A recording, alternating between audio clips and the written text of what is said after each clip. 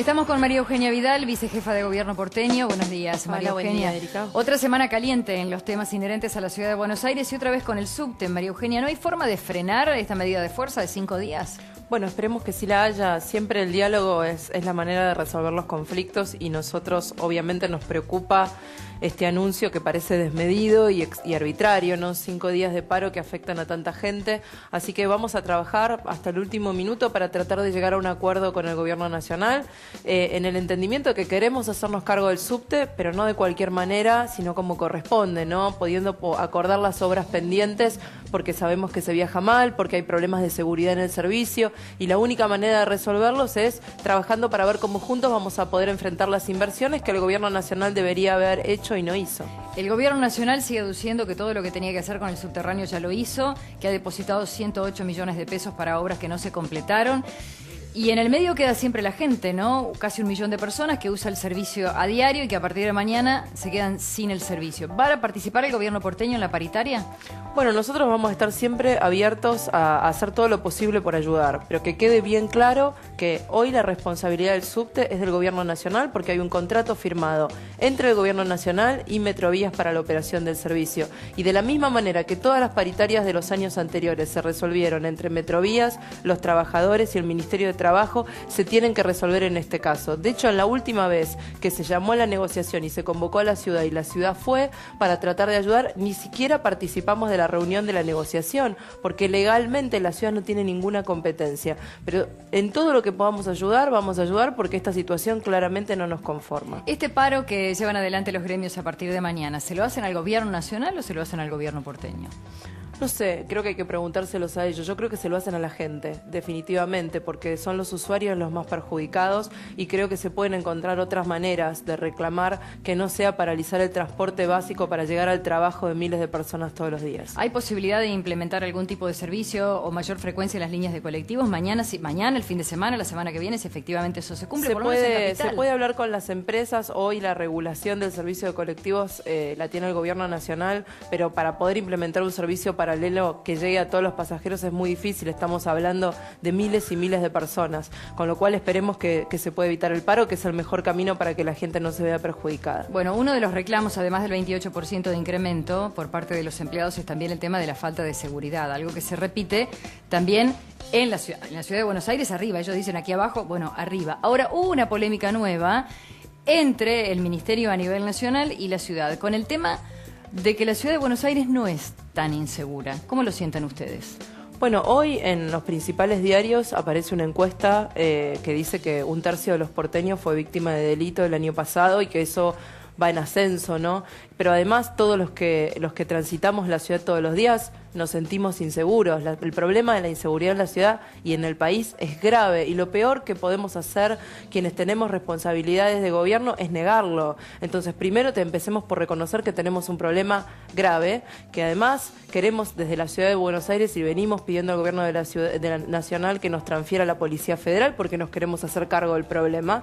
Y si no quieren hacerse cargo, si no quieren tener la Policía Federal, si no creen que haya un problema de inseguridad, bueno, que nos den la Policía Federal a nosotros, que estamos dispuestos a hacernos cargo y a enfrentar el problema. ¿Qué estadísticas se manejan en la ciudad de Buenos Aires, ya que ellos, hablando de las mismas, dijeron que es una de las más seguras a nivel internacional? Bueno, uno siempre puede encontrar un número y el Gobierno Nacional es experto, ¿no? En eso, encontrar números que lo ayuden a explicar una realidad que no existe, como pasa con el INDEC y la inflación, como pasa con tantas otras cosas. La verdad es que la ciudad no tiene números propios, pero todas las encuestas de victimización que se han hecho, digamos, de privados e incluso de universidades muestran que hay más delito y que la gente ha sido víctima de delito, que no siempre denuncia. Eso también es cierto porque no tiene confianza en que la Policía Federal le vaya a resolver su problema.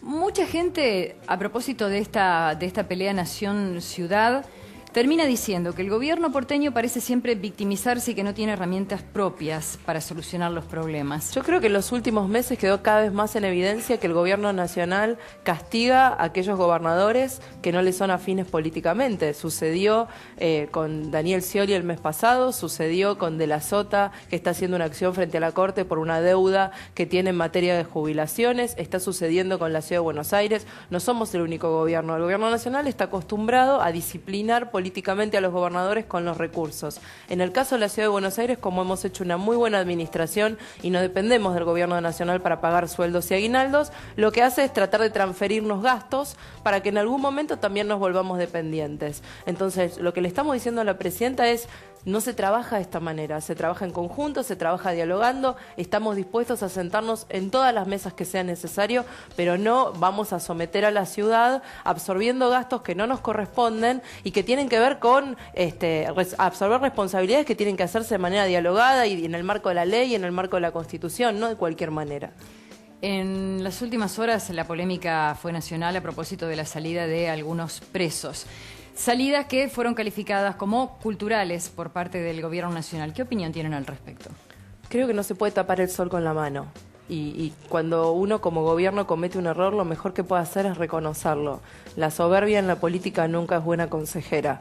Y creo que la reinserción social es algo con lo que todos estamos de acuerdo, pero que no se puede utilizar el concepto de reinserción social y de rehabilitación para hacer política. Y esto es lo que ha sucedido. Digo, más allá de que lo quieran pintar de otra manera, esto es lo que todos sabemos que ha sucedido. Cuando uno mira que un asesino que ha quemado a su mujer viva y que ha sido emblemático en la Argentina, porque no solamente quemó a su mujer, sino que generó una moda nefasta de que otros hombres que son violentos han quemado también a sus mujeres, y eso a 10 días de condenado se lo presenta como reinserción, me parece bastante cuestionable. Bueno, en el día de ayer se hizo una visita al penal de Ezeiza por parte de legisladores de la oposición, Michetti, también Pinedo, entre ellos. ¿Ha tenido oportunidad de charlar para ver qué es lo que vieron en Ezeiza? No hablé todavía con Federico, pero vi sus declaraciones públicas y lo que han transmitido es la confirmación de que esto no es reinserción social, sino que acá ha habido una politización del trabajo que se hace en las penitenciarías con fines políticos, digamos, y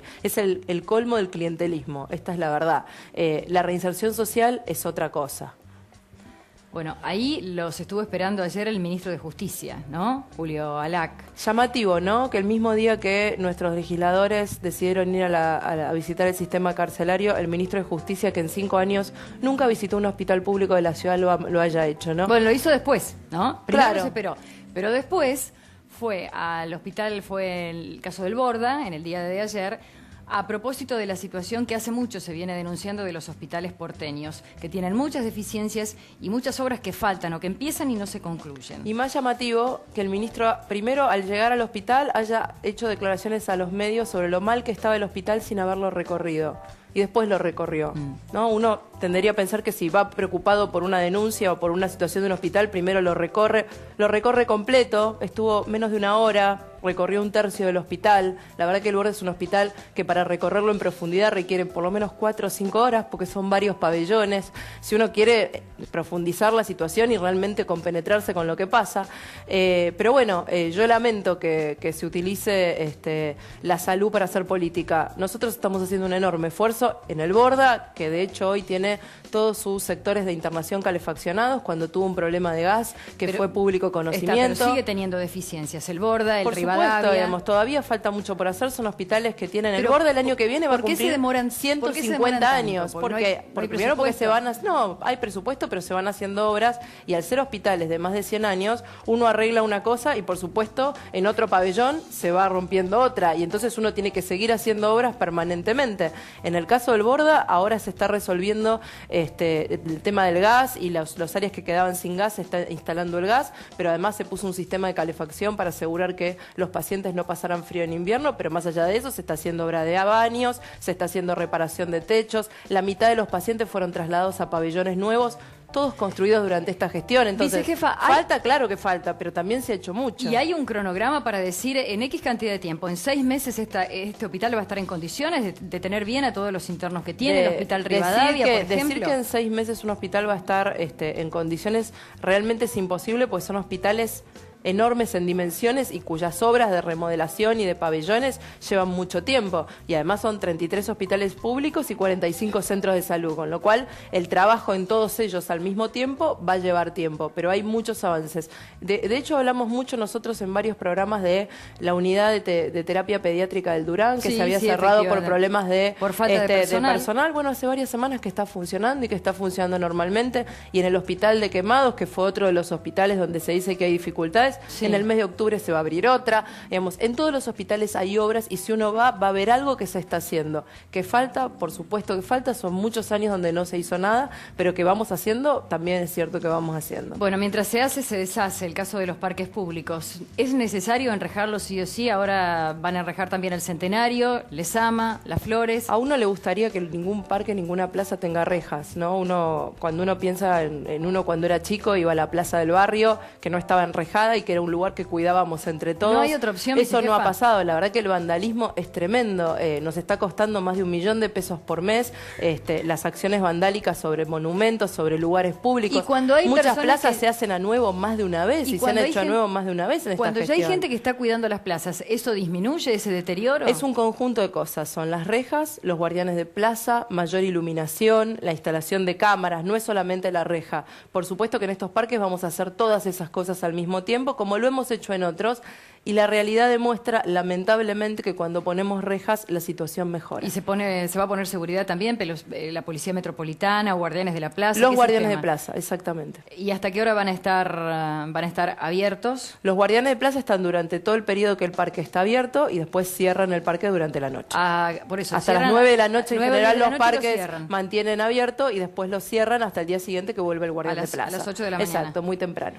Y en los lugares abiertos también, el gobierno porteño con cuestiones que ayudan a la salud. El indoamericano, por ejemplo, después de toda la etapa que ha tenido que pasar, también con estaciones saludables. Sí, primero es bueno decir, porque uno siempre tiene ese recuerdo del indoamericano Sí, de de la tiempo toma, atrás, de la toma, que de es la un parque fatalidad. que se ha recuperado en gran parte, es un parque que hoy utilizan todos los vecinos y justamente viendo que cada vez van más vecinos y que es un parque de disfrute público, hemos puesto allí y que ya está funcionando una estación saludable, que es un lugar donde los vecinos pueden gratuitamente hacer actividad física, controlarse la presión arterial, hacerse un control de glucosa, hacerse una medición de peso y talla. Bueno, esto también tiene que ver con que la salud no es solamente atender a aquellos que están enfermos, sino también prevenir enfermedades. Así Bien. que bueno, gratuitamente pueden ir allí, que ya está funcionando. Aprovechar unos minutos cuando uno los comparte así con familia. Gracias. Gracias, Eugenia. Erika.